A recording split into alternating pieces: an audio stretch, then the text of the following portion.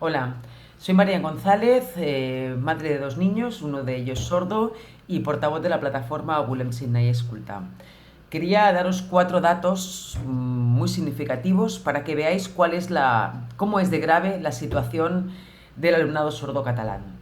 En Cataluña tenemos aproximadamente unos 1.500 niños y jóvenes sordos, de los cuales tan solo un centenar están teniendo acceso a la lengua de signos y la utilizan. Deciros que muchos de los niños que estudian en la escuela y en el instituto en modalidad solamente oral, es decir, sin acceso y sin tener lengua de signos, muchos de estos niños están acabando en escuelas de educación especial. La información que se da a las familias cuando tienen un hijo sordo prácticamente es nula respecto a la lengua de signos, o bien es negativa. Aquí en la ciudad de Barcelona, aquí, no tan lejos, tenemos el caso de un niño sordo de 9 años sin comunicación. No puede comunicarse ni siquiera con su familia abiertamente ni con nadie. ¿Sabéis por qué? Porque no sabe lengua de signos, no la conoce.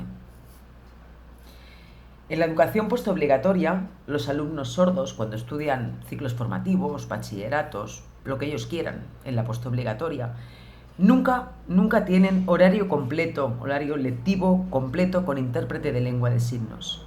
Muchos de ellos continúan teniendo 15 horas, aún haciendo prácticas con maquinaria muy peligrosa. En definitiva, esta situación tiene que cambiar ya. Por favor, ayúdanos. El día 13 de junio vamos a hacer una manifestación. Haremos un pequeño recorrido y acabaremos en la puerta del Departamento de Enseñament. Tienen que escucharnos. No somos muchos, por eso te necesitamos. A ti, a ti también. Para vosotros es un rato. Esos alumnos sordos en muchos casos son vuestros compañeros. En mi caso es mi hijo, vuestro compañero, su hijo. Ayúdanos, acompáñanos y haz fuerza, por favor. Te necesitamos. El 13 de junio por los derechos de los niños sordos. Vamos.